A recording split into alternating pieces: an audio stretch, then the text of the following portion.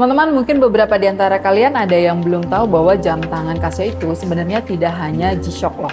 Jadi ada beberapa sub-brand lainnya pada jam tangan Casio. Nah, kali ini kita akan bahas ada jam tangan apa aja sih di Casio selain daripada G-Shock.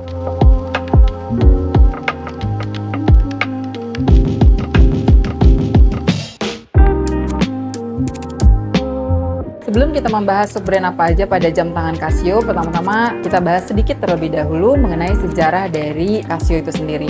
Nah, Casio ini berawal dari keluarga Casio, yaitu seorang Tadao Casio yang dulu bekerja sebagai operator mesin bubut pada usia 14 tahun di tahun 1917. Lalu pada tahun 1964 beliau mendirikan perusahaan yang bernama Casio Seisakujo. Tadao Casio ini memiliki 3 saudara laki-laki, yaitu Toshio Casio, Kazuo Casio, dan Yukio Casio. Ketiga saudaranya ini kemudian bergabung bersama Tadao Casio di satu perusahaan, yaitu Casio Seisakujo tadi. Pipa Yubiwa di tahun 1946 adalah produk pertama yang diciptakan dan menjadi tren pada zaman itu. Di tahun 1957, kalkulator pertama seri 14A dirilis, sekaligus peresmian nama perusahaan menjadi Casio Computer Co. Ltd. Di tahun 1974, Casiotron adalah jam tangan yang pertama kali diciptakan. Jam tangan tersebut menjadi jam tangan ikonik dari Casio. Dengan debutnya pada tahun 1974, Casiotron adalah jam tangan digital pertama di dunia yang memiliki fitur automatic calendar dan memanfaatkan teknologi LSI atau Large Scale Integration yang dikembangkan di kalkulator Casio. Di tahun 2024 ini, dalam rangka merayakan ulang tahun ke-50 jam tangan Casio, hadir TRN50, jam tangan Casiotron yang dikreasi ulang dengan penambahan beberapa fitur terbaru diantaranya smartphone link. Untuk kalian yang mau tahu fitur apa aja yang terdapat pada jam tangan TRN50, kalian bisa klik linknya di atas ini. Seperti yang kita bahas di awal tadi teman-teman, bahwa jam tangan Casio itu terbagi beberapa sub-brand, yaitu ada G-Shock, kemudian Baby G, ada Edifice, kemudian juga ada jam tangan Casio General yang saat ini masuk ke PT Gilang Agung Persada sebagai distributor resmi dari Casio Indonesia.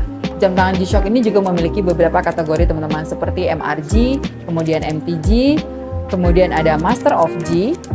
Master of G itu terdiri dari Gravity Master, Golf Master, dan Matte Master. Kemudian ada G-Steel, ada G-Squad, G-Lite, dan S-Series.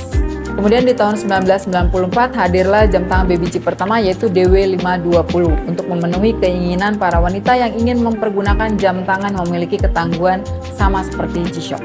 Jam tangan Baby G juga memiliki beberapa kategori teman-teman, seperti GMS, kemudian G-Squad, dan juga G-Lite, di mana ketiga kategori ini juga memiliki fitur dan fungsi yang sama seperti G-Shock. Setelah jam tangan G-Shock dan Baby G, kali ini kita masuk ke series Edifice. Jam tangan Edifice ini mengusung konsep kecepatan dan kecerdasan. Oleh sebab itu, jam tangan Edifice pada dominannya memiliki look yang sangat sporty. Dan jam tangan Edifice pertama kali diluncurkan yaitu seri EF100 di tahun 2000. Jam tangan Edifice juga memiliki beberapa kategori teman-teman, yaitu chronograph, kemudian chronograph dengan sumber daya top solar, dan juga smartphone link. Yang terakhir, jam tangan Casio General Merchandising. Jam tangan Casio General memiliki 4 kategori, yaitu high function, affordable resin, vintage, dan metal. Metal ini terdiri dari 2 model, yaitu Men Timepiece atau MTP dan Ladies Timepiece atau LTP. Oke teman-teman, tadi kita sudah bahas mengenai sub-brand apa aja yang ada pada jam tangan Casio. Kira-kira kalian mau kita membahas mengenai apa lagi nih? Atau produk apa yang mau kita review sehingga teman-teman bisa tahu tentang produk Casio secara detail?